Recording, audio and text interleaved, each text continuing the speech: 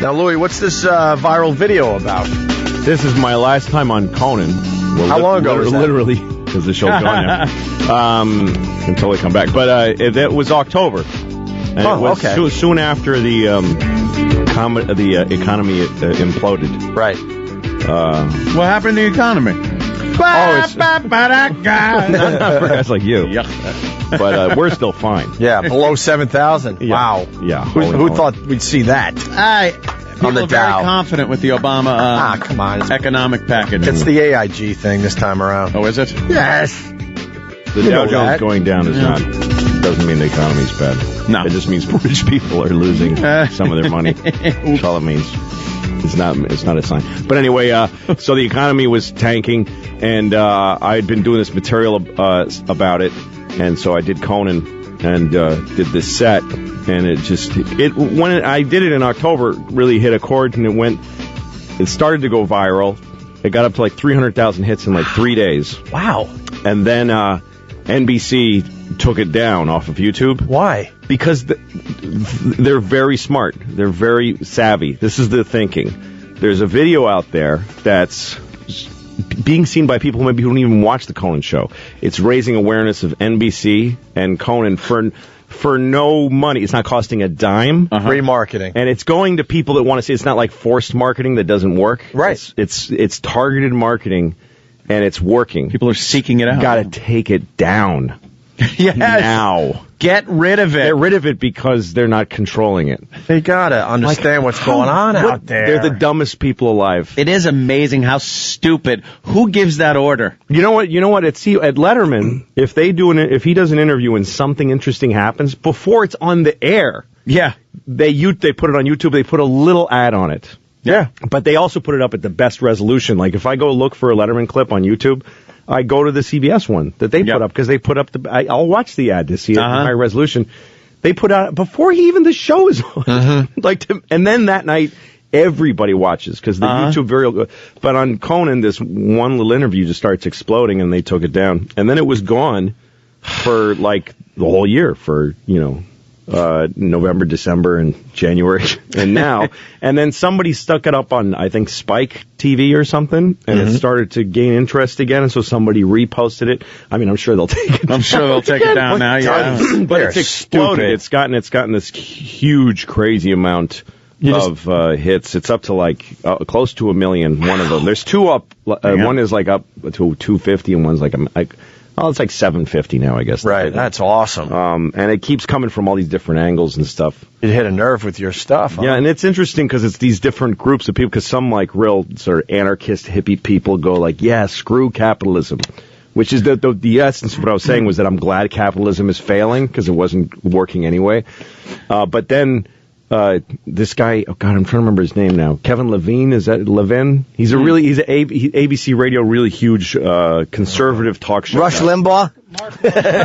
Mark Levin. Mark Levin. He played it on his radio show and the whole thing. And then it came on and said, this guy is right on the money. He is, yes, the Obama administration and the liberals are saying things are bad and they're not. And he turned it into this whole... So I started getting all these emails from conservatives saying, yes, you're one of us. And like it's on Christian websites and all this stuff. Hysterical. And then I actually got invited to this huge conservative thing. Not this. It's a thing though that Rush goes to and everybody goes to. It's not that hearing doctor. It's this big. What?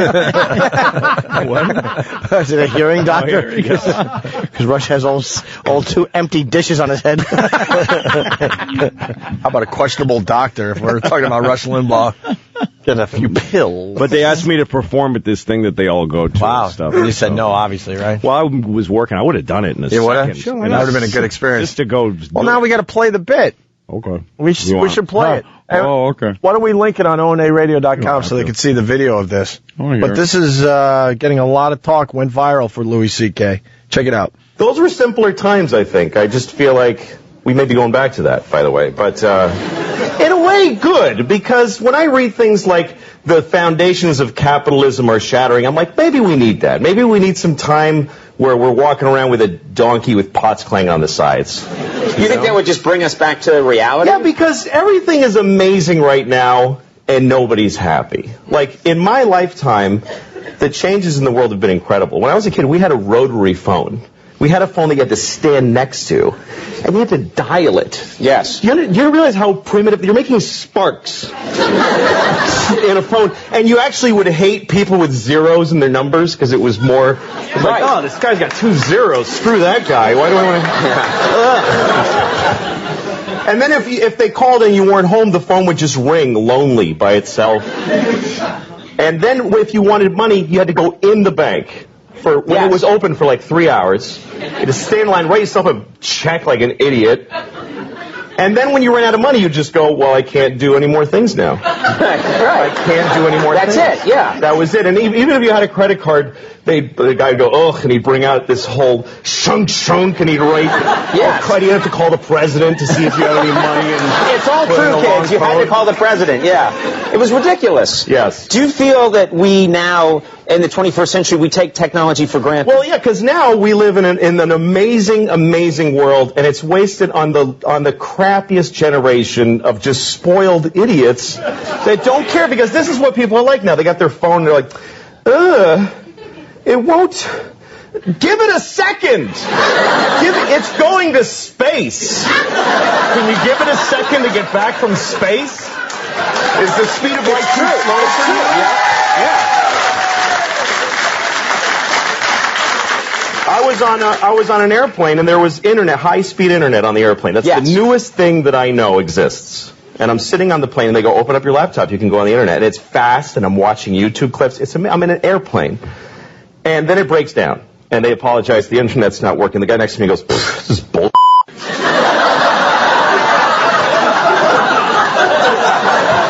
Like, how quickly the world owes him something he knew existed only 10 seconds ago. Right. And on planes,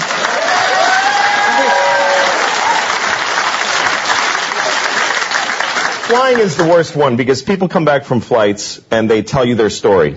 And it's like a horror story. They act like their flight was like a cattle car in the 40s in Germany. That's how bad they make it sound. Right. They're like, it was the worst day of my life. First of all, we didn't board for 20 minutes. Right. And then we get on the plane, and they made us sit there on the runway for 40 minutes. We had to sit there. Oh, really? What happened next? Did you fly through the air incredibly like a bird? Did you partake in the miracle of human flight, you non-contributing zero, that you got to fly? You're flying! It's amazing. Everybody on every plane should just constantly be going, oh my God! Wow! Yes! You're flying. You're sitting in a chair in the sky. Yes. Yeah, that's right. Now, Louis, but it doesn't go back a lot. And it's not really. Here's the thing. People, like, they say there's delays on flights. Yeah. Delays, really? New York to California in 5 hours. That used to take 30 years to do that, and a bunch of you would die on the way there and have a baby. You'd be a whole different group of people by the time you got there. Now you watch a movie and you take a dump and you're home. Hey,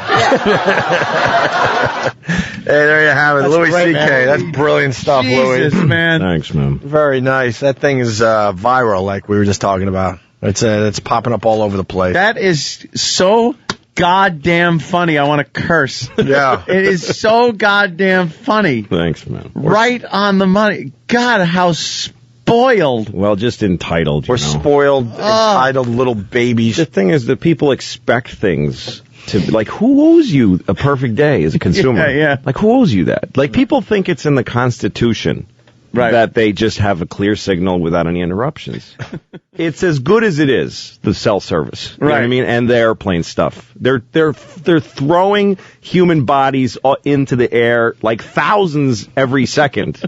There's like thousands of airplanes in the air right now. And then they get, I mean, it's amazing what these people do. And Sully, by the way, this guy who, like, lands this plane on the Hudson, and he's a hero, and then the passengers meet him and cry and show him their ugly babies and say, look, this kid's not an orphan because of your heroism. I promise you, seconds, like 3 minutes before he did that, they were on the ground in LaGuardia, taxiing around, and he was making his announcements, and everybody in the back's going, oh, could he shut up? I'm on the phone. Drive the bus, you douche. Nobody cares what you say. And they don't even give him the credit, because I've had people say to me that he was that it was a miracle. That's what everybody says. Yeah. It was God's hand. Give him the credit. He trained for it. Yeah, he could have let go of the. How do you let not go of give the it? controls and everything? What? God didn't land God threw the birds in the engines. That's what God did. But so nobody what it takes for a guy like that to fly a plane, nobody respects it. They just want to go when they want to go. And even if the 40 minutes isn't even making you late, it's just irritating you. No, you're not getting there and then have to be 99.9% of the people are not getting to their destination and have to be anywhere within 40 minutes. No. So you're okay. You're living a great dream of a life. Yeah. Everybody is right now. It's a great time to be alive. It is a great time to be alive. It's just this big take for granted. Yeah.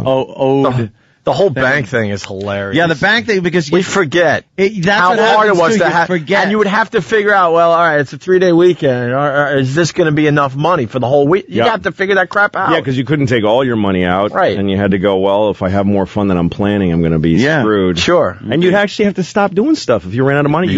There wasn't this You'd be out of money. Yep. This constant and you'd be flow. so bummed because you're like, the banks don't even open till most cases Tuesday. I got no money. What am I going to do? Yeah. You had to often just sit in a chair or in a car and just look around you and go, well, I can't do nothing right now. And there's nobody to talk to. I'm not at a phone. I'm just a person. Leaving your house was like going west. Yeah. Seriously, you left your house and you were just out of touch with everybody. You didn't know what was You hope that the people you said, well, meet me at this bar at 5:30 are going to show up or whatnot. That's you when check up on anybody. This stuff is great. This technology is great. And I've read like comments on YouTube where people say that this guy's a primitivist. This word that means that you hate technology. You're a primitivist. Yes, that's not the point. The point isn't that technology is bad for us. The point is that it's as good as it is, and people have to stop. People are so miserable. People spend so many hours poring over their products and then throwing it away and buying another one. Like, it's so far from the basis of, like, being a human being, which is like, I'm going to freeze this winter if I don't make money and buy these certain things. Right. Like it used to be you worked at a button factory and then you took your button money and you bought some lard and bread for your kids, and then you save a little money so you could buy your kid one wooden toy at Christmas. But now the toy is an exploding robot that gives you an enema, and and you buy it for your kid before you buy food. That's the first thing, and you buy one for you, and then you go, this thing sucks, and you get mad at it, you throw it away and buy another one. Mm-hmm. And there's this incurable, there's just this misery everywhere. People are miserable. Very few Americans are, like, content. The phone? Absolutely right, man. No, I'm just agreeing with it. Yeah, the phone thing is really funny, too, because you also forget that people would call your house and no one's there, and they couldn't leave a message. No, what if they had something really important? You have to, like, sync up now for that important info. Whole friendships that wouldn't exist without the ability to connect that much. Because you'd call somebody, and the phone would ring with a dog looking at it for a few minutes. And then in the room the phone is in, like there was a room that the phone lived in. Yeah, it was away from the TV. Phone. It was the phone. You called it the phone. What was the last time you said who's on the phone? Somebody's on his phone, or somebody's on my phone. Right. You didn't even occur to you to think, they don't know that I called. Yeah. That didn't even occur to you. They'll never know that I called if something happens. Yeah. And they may call me and I may not be here. That's probably what's going to happen. Yeah. People would just, people, there weren't even answering machines. I remember a time where answering machines were fancy. For most people, it was just somebody might contact you if it's just weird to think of that now. Yeah. The one thing you said that was very funny was the sparks inside. Yeah, like there were. No, it was a copper coil. If you took apart a phone, coil. Which I did often, it was a copper coil that you made sparks and it went down a copper wire, literally a copper wire from your house to the other person you're talking to. Your phone, like cups with a string. You didn't buy a phone at the store. No, we rented our phone. Into the wall. It was Bell Telephone, property of Bell Telephone. It was hardwired into your wall. Yeah. So when you moved in, that phone was sitting there. Yes, and when you didn't pay the bill, which my mom often would run out of money and not pay the bill, they would come and take the actual phone out. They'd take the phone. The phone would go into a truck full of ugly, dirty phones in a pile like Auschwitz, just all laying with their cords tangled together in a big pile. Although that cord would constantly, the worse you stretched it, the longer and more unwieldy it got. And it was a Garrett. It was another one. Yeah, it's a Garrett. You could choke it because that thing would never snap. No, you could break a lot of stuff with that long phone cord. You'd pull it into a bedroom and slam the door on the cord to get your privacy. And the thing is, the things people are impatient about, too. It's like a guy standing on a street corner, furious because it's taking a little while to load a picture of Axl Rose on his phone for him to look at for a second to remember what the guy looked like for a second. Oh my God! Look at fat Axl Rose now. Yeah. What's he look like now? I took out. It's taking too long. I still do. I'm amazed by technology, and sometimes I do step back and look at it and go like, wow, that is effing amazing that we have this. Things like flight, though, you do still take for granted. Yeah. I know that, but like newer technology, the iPhone, for one thing, I know Jimmy doesn't like it. Hate it. But the principle behind it, the fact that you used to have to sit there and think about who that actor was in that movie. Yeah. And that would drive you crazy. You'd like two people, you'd be sitting there going, I know the name, I know. And for a half hour, an hour, you could not concentrate on anything else. And now you're like, hold on, IMDb, boom, it was this movie, this year, blah, blah. Ron Jeremy. All your Ron Jeremy. You have answers at your fingertips now. I have an iPhone which I don't even use because I like my BlackBerry. That's jackass I am. Like I've got the two leading machines, and the iPhone is for when my BlackBerry breaks because I throw it around a lot. So I was at my mother's house and I was bitching about my iPhone. I go, yeah, I got one, but it's like, and she goes, what does that even do? She didn't even understand any facet of it. My mother's a computer programmer, but oh my God! But punch cards. Yes, she used punch cards. She had ENIAC, but consumer products. She doesn't know anything about those, and so she said, "What is that? What's the big deal with it?" And I show it to her, and I just start running her through what iPhones do. Yeah. And like I said, think of any song you've ever heard, and for some reason she said "Footloose." I don't know why my mom. and I just go click click click foot, and I'm just playing it. Like instantly, and she was like, "What? I don't." And then I said, "Think of anything that's ever happened, like literally, just anything in history." So she thought of the most. She said, "Well, I was thinking yesterday about when Martin Luther King was assassinated, and Robert Kennedy was making a speech in the moment that he was shot, and he got told during the speech. So he announced to a bunch of black people that he was speaking to. He announced to them that Martin Luther King was shot, and it was a really dramatic moment. And I just go."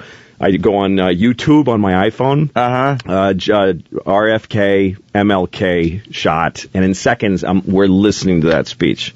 And my mother was it was one of those things where she was like, where am I? What is this? Did she try to kill what you? Happened to the Wizard! Wizard! Like Carrie's mother. She put you in the closet. Pray together. We'll pray. That is, I did pretty much the same thing at my mother and Sal's house with the iPhone. I was showing them things, you just pop on, because my mother's just a movie buff. Yeah. So I go to IMDb. And she's like, I don't need that. I have my Leonard Maltin book. And she's got this book that she gets every year. Yes. It's Leonard Maltin's book. Yes. And it's just got everything you could get on IMDb in a second in this 8,000-page gigantic book. Yeah. I'm like, Mom, but it doesn't have Dane Cook's works in progress. Yeah, exactly. Yeah, that's what I mean. In production. So and you could cross-reference actors in the same movie, so you could see if they were in the same movie together. Leonard Maltin book. All right, Mom, whatever.